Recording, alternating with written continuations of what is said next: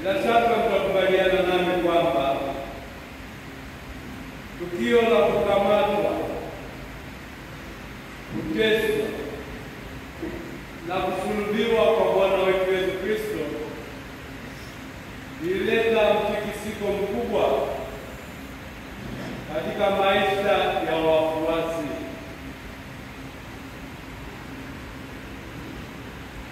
Wengi walimwacha,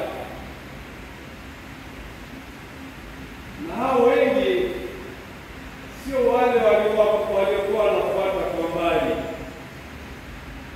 Hata wale wafuasi wake wa karibu walipotea, na walipotea kwa woga. Mkumbukeni Petro ambaye alimfuata kwa mbali,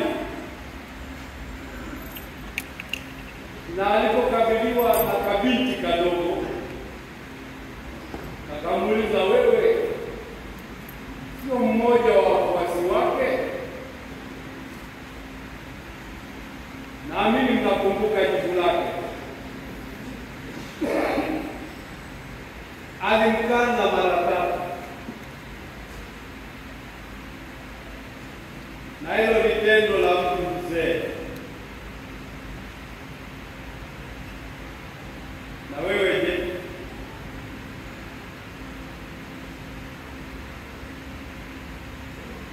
Petro aliyemkana Yesu mara tatu, leo tumemsikia katika somo la kwanza. Anatoka anafundisha na anawapitisha watu kwenye maandiko matakatifu, Torati, manabii na mengineyo. Na lengo la kuwapitisha watu kwenye maandiko ni ili awasaidie kutambua kwamba maandiko matakatifu yanatokeza uwepo wa Yesu na yale yatakayompata, yale ambayo Petro na wenzake waliyashuhudia yalishadokezwa kwenye maandiko matakatifu.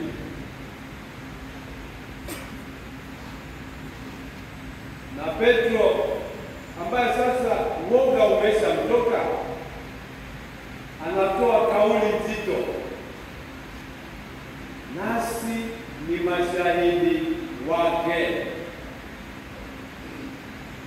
Naomba wanaofuata wote mrudie kauli hiyo: nasi ni mashahidi wake. Nasi ni mashahidi wake. Hata wale walioko kule nje, nasi ni mashahidi wake. Nasi ni mashahidi wake. Kweli? Kweli mko mashahidi wake? Hongereni.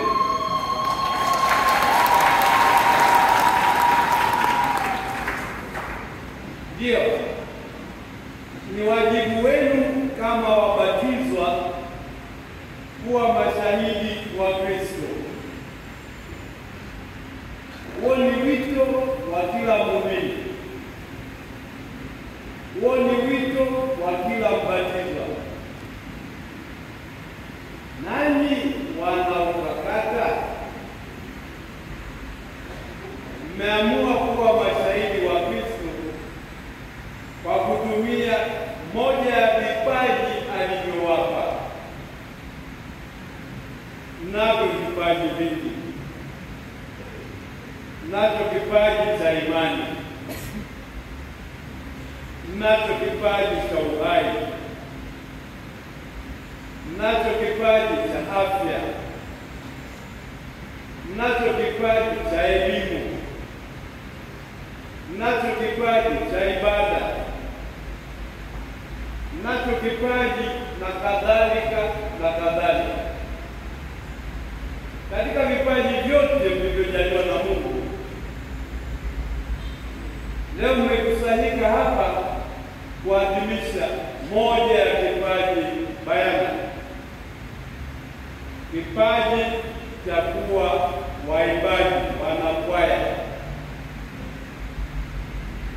Ndugu zangu, kuwa mwanakwaya sio lele mama. Kuwa mwanakwaya ni wito na utume.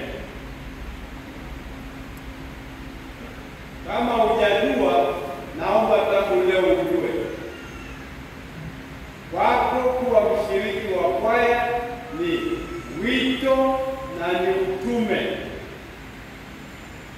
Wito mtakatifu na utume mtakatifu. Wito gani? Ili uwe mwanakwaya sahihi, ni lazima uwe mtu wa imani. Kwa hiyo wito wako wa kwanza ni kuizingatia imani yako, ni kuishi imani yako, ni kuishuhudia imani yako. Imani yako ipi? Sio imani ya kishirikina, sio imani kwa wale wanaojiibua na kujitangaza manabii, wafalme, masiha na kadhalika, bali ni imani yako katika Kristo aliyeteswa, aliyekufa na aliyefufuka. Hicho ndicho kiini cha imani yako. Kama unaamini mengine, kajisalimishe. Pamoja na imani hiyo, umekabidhiwa utume wa kuhubiri Injili. Na najua kwamba kimsingi wanakwaya mnapaswa kujitambua kama wainjilishaji. Hilo naomba mliweke sawa vichwani. Wanakwaya sisi ni wainjilishaji,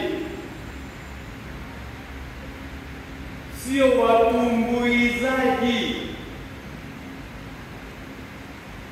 Mara nyingi mno watu wanapenda kutumbuizwa na kwaya. Sasa ndugu zangu, tukitaka kutumbuizwa, nenda kwenye maholi ya disco.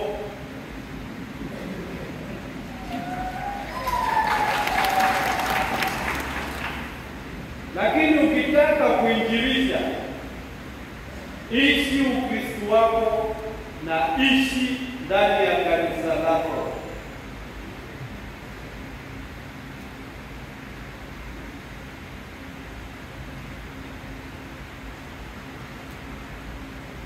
Ndugu zangu, namshukuru Mungu leo kwa zawadi hiyo ya wito wa kuinjilisha. Ninatambua baadhi ya watu ambao wameamua kukumbatia Ukristo kutokana na uinjilishaji wa kwaya. Alishanifikia kijana mmoja Muislamu, akaniambia, baba, mimi nataka sana kuimba kwaya. Nikamwambia, unataka kuimbie wapi? Nijiunge na kwaya zako. Nikamwambia, hilo ni jema sana. Kwaya zangu zinakukaribisha, lakini ukaribisho ndani ya kwaya Katoliki unakuja kwa njia ya ubatizo. sio kwa njia ya ushabiki. Ukiwa tu shabiki, wewe sio mwanakwaya. Na ninyi mnaonisikiliza, naomba msiwe mashabiki. Uweni wanakwaya, yaani wajumbe wa habari njema.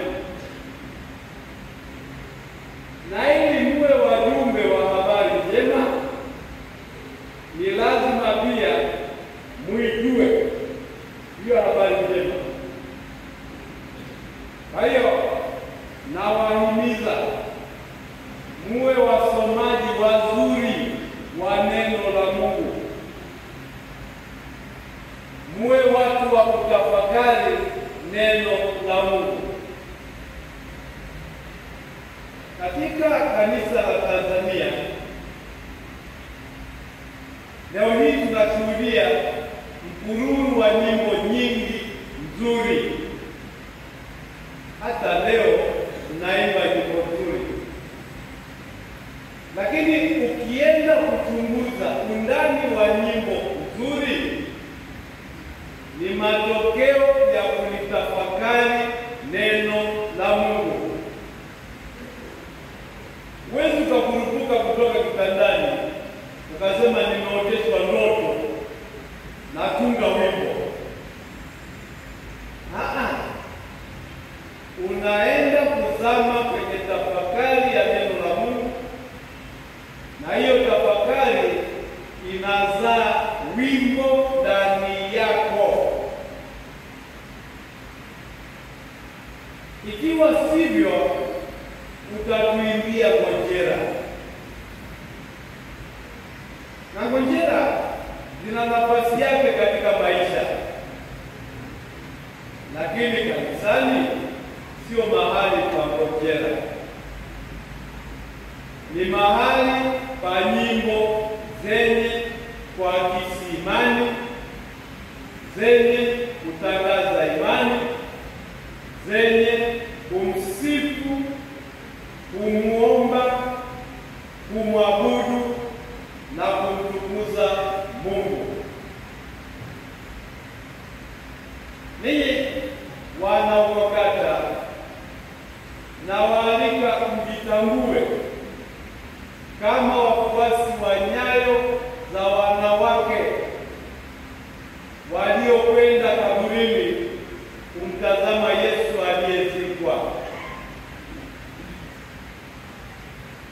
na badala ya kumkuta Yesu ambaye ni mfu, wamekutana na Yesu mfufuka.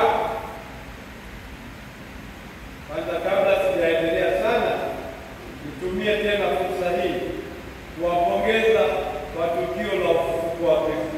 Heri ya Pasaka.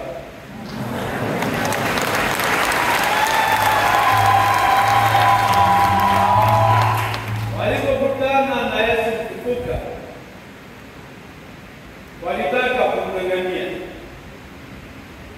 lakini yeye amewatuma, nendeni kwa ndugu zangu, nendeni kwa wafuasi, kawaambie na watangulia kwenda Galilaya. Ningependa kufafanua kidogo huo wito wa kwenda kwa wafuasi na kuambia kwamba anawatangulia Galilaya. Ninyi mnatumwa kwa wafuasi,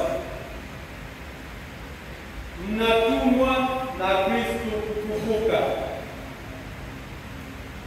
Na mnatumwa wapi? Mnatumwa katika Galilaya za maisha ya watu. Msielewe Galilaya kama eneo la kijiografia tu. Eleweni Galilaya kama maeneo yanayohusu mazingira mazima ya maisha ya watu. Watu wakati yako, watu wa Umachinga,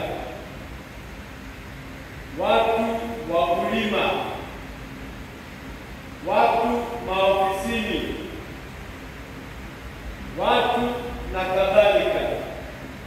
Haidhuru ni wapi unawakuta watu, hiyo ndiyo Galilaya ya watu hawa.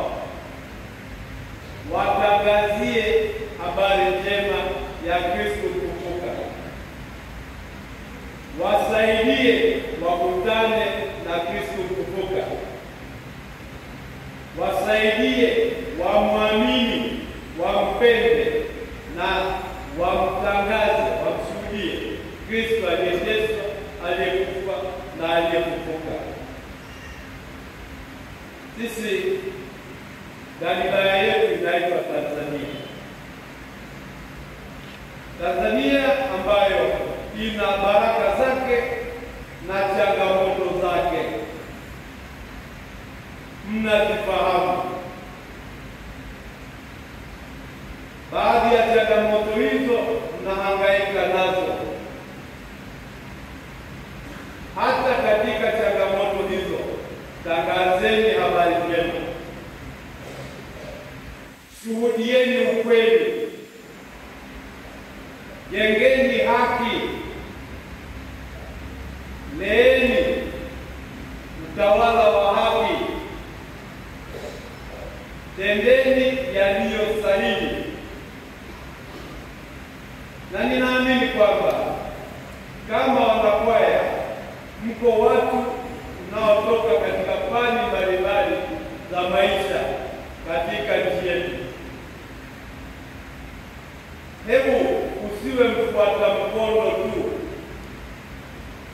usiwe mtu wa kushabikia tu, uwe mtu mwenye msimamo, na msimamo wako usiwe wa mazoea. Msimamo wako uwe ni msimamo uliojengwa juu ya ukweli, uliojengwa juu ya haki, uliojengwa juu ya usawa, uliojengwa juu ya utayari wa kuwatendea watu wote katika misingi iliyo sahihi na halali. Wanakwaya wapendwa, katika kuimba kwenu ambapo Mtakatifu Agustino anakupambanua vizuri sana. Amepambanuaje? Anasema anayeimba vizuri anasali,